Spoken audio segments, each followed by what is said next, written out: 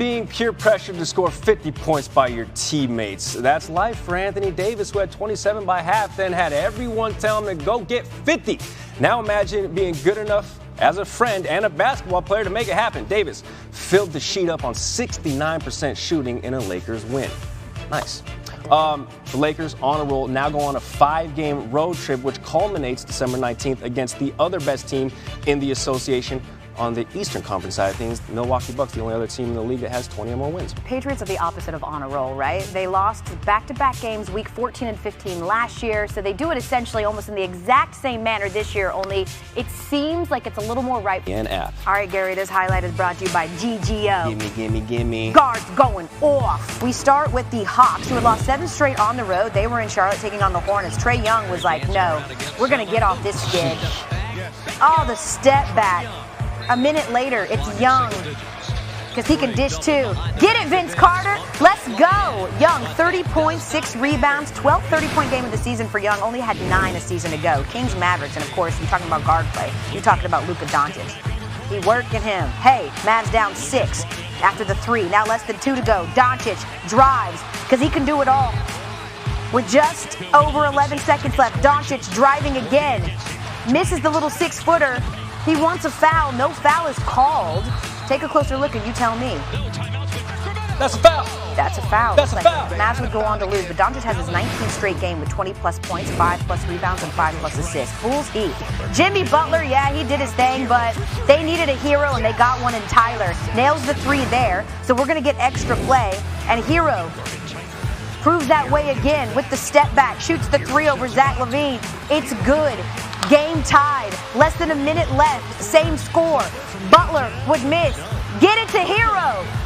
Hero scored 16 of the Heat's final 18 points, including all 11 in overtime. He willed them to a win off the bench, and the Heat win. There's an answer we all seek to know. Where do we rank? Are we in? Bayou Bengals making it into the playoff for the first time. They are number 1. At number 2, the Ohio State Buckeyes. Number 3 is going to be the Clemson Tigers. At number 4, Oklahoma. Time to wonder is over. Time to win is now. He's in a suit right now, but just trust me, Marcus Spears, college football analyst, probably has the goosebumps going on underneath him, under the shirt after seeing that sizzle. We already know the 2 semifinals, they're set. But Marcus, we're going to spread the love a little bit this morning on SportsCenter. Give us 3 other bowl games you're excited for and why. Yeah, man. First, I'm going to start with the Citrus Bowl. You think about this matchup, obviously Harbaugh versus Nick Saban. And both of these teams didn't expect to be at this drive would end in a Ravens field goal as Baltimore goes up 3-0. Early in the third, Ravens up by 4. Jackson throws deep, finding Hayden Hurst for the 61-yard touchdown. First time Jackson has thrown a 60-plus yard score since week 1. That's Hurst's first touchdown since week 2. Ravens get the 24-17 win. Steelers, Cardinals, 3:15 left in the first. Steelers up 3-zip. Cardinals punting. And, we're not showing the people this because Deontay Johnson decided to fair catch the ball. Gets it. And he wants to make a little crib call. Check the voicemail, if you will. 85 yards later, he's gone. Up the sideline. First punt return TD since Antonio Brown did so for Pittsburgh back in 2015. Steelers beat the Cardinals 23-17. Let's go! Look away or stay focused on this. First quarter, 3rd and 12 at the 14 for the Broncos. Drew locked in, finding Noah Fant for the 14-yard score. Broncos up 7-zip following Texans drive. Deshaun Watson finding Kiki QT, but he fumbles. Jeremy Itachu picks it up and hands it to former Texan Kareem Jackson. Crib call for himself. Locke went 22 of 27, 309 yards and 3 scores. Broncos, no one saw this coming. Stop lying. Beat the Texans 38-24. Titans at Raiders. Early second quarter, game tied 7-up. Quench your thirst, Ryan Tannehill. Play action, finding A.J. Brown 91 yards later. Brown, 5 receptions, 153 yards. That's one of 2 scores on the day. John Gruden not happy. That's terrifying. It's also not John Gruden. There he is, not happy. Titans take a 14-7 lead. Third quarter, game tied 21 apiece until Derrick Henry lowering the boom, finding the end zone. Henry had 2 scores, broke the century mark. Titans win 42-21. Where is Ryan Tannehill coming from? The logjam in the AFC might clear up a bit next week with all AFC teams currently seeded 4 through 7 play one another. Bills at the Steelers next Sunday night. And maybe the biggest game on paper is Houston at Tennessee. As both teams currently tied atop the AFC South, they also play in Houston on the final day of the season. All right, it's time for half-hour headlines. I'm gonna be honest with you. I can't afford a Benz, but I do have cable. And inside the Mercedes-Benz Superdome, everybody got taken on the ride of their life. So no one likes a story topper, right? Unless, of course, the one-upsmanship is happening at the end of one of the highest-scoring games in NFL history, in which case, steal all the thunder. I mean, trading haymakers down the stretch, the Niners erased Drew Brees' late-game heroics with a Robbie Gould kick as time expired to beat the Saints in New Orleans in the highest-scoring game between 10-win teams in NFL history. Jimmy just called me a G with 4 passing TDs to Drew Brees' 5. Niners sit in pole position for top seed after the upset in L.A. You speak of that 28-12 final from the Coliseum where the Rams looked less like the third-best team in their own division and more like the team that made it all the way to the Super Bowl just last season. Now the road to defend their NFC crown is like driving through Kansas. It's long, and it doesn't look good. With 3 weeks remaining in the regular season, the race for the NFC West may come down to Week 17 when the Niners travel to Seattle to take on the Seahawks. According to our Football Power Index, San Francisco, they're the favorites to win the division with a 72% chance, while the Seahawks only have a 28% chance.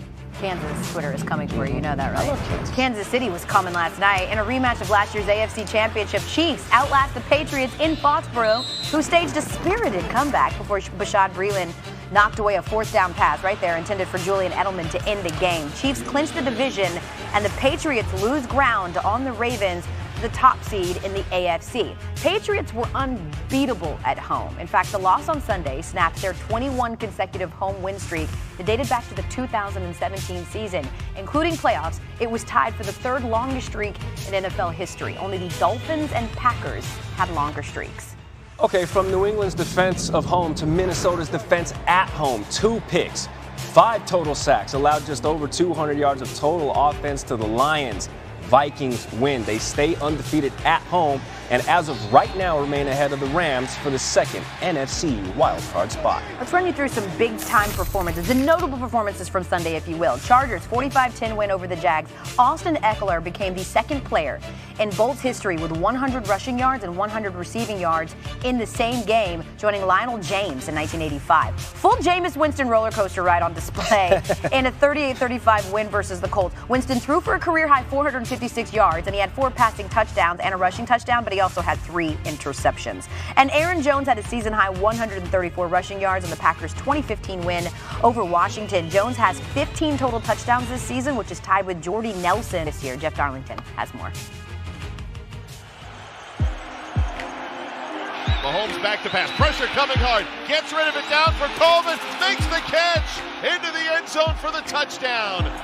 The Patriots just lost to the Chiefs. They continued to struggle to find their identity on offense. They looked at times too lackluster, too average for another Super Bowl run. And now, well, they're on to Cincinnati. We're just trying to win games.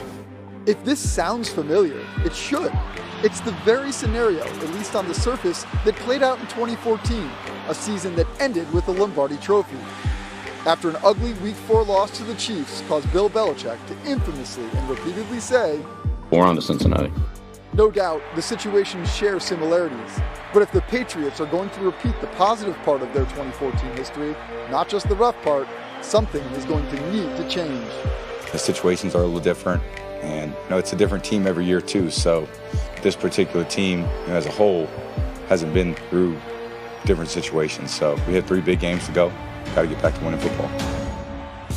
Brady back, pressure coming, throws end zone for Edelman, knocked away.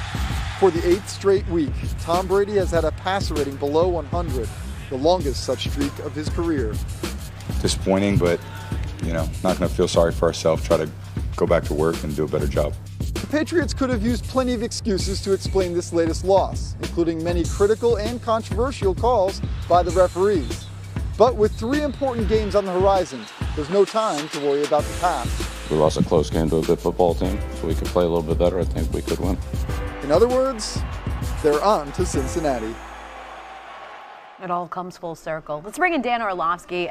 Patriots, Dan, and I know you paid particular attention to this, resorted to gadget plays to spark their offense. I counted 3. What do you think that says about the state of their offense? It's become abundantly clear to their play caller, Josh McDaniels, that's the only chance they have to get like explosive or chunk plays down the field. That they've got to figure out some gadgets, some tricks, some reverse passes, some double passes, running back passes. That's the only option for this offense right now to find ways to move the football. I mean, they're an offense that averages in the last 7 weeks 4.7 yards per play. That's 30th in the NFL. And so Josh McDaniels as a play caller is going, okay, where can I find explosive plays down the field? How can I get the ball thrown down the field more, efficiently, if you want to say that? And for the 3 straight weeks now, we've seen this team offensively resort to trying to figure out trick plays rather than an efficient offense. Again, it does bear repeating that sad and dejected team that you just witnessed speaking is still 10-3. Meanwhile, Dan, Tom Brady's former backup Jimmy Garoppolo led the Niners to a dramatic win over the Saints. It was a good one. What did Jimmy G show you in his 4-touchdown performance? Big boy ball. Jimmy G, I mean, the question has been, okay, is Jimmy G going to be enough for this football team? And it's been a warranted question. Signed, sealed, and delivered yesterday on the road in New Orleans.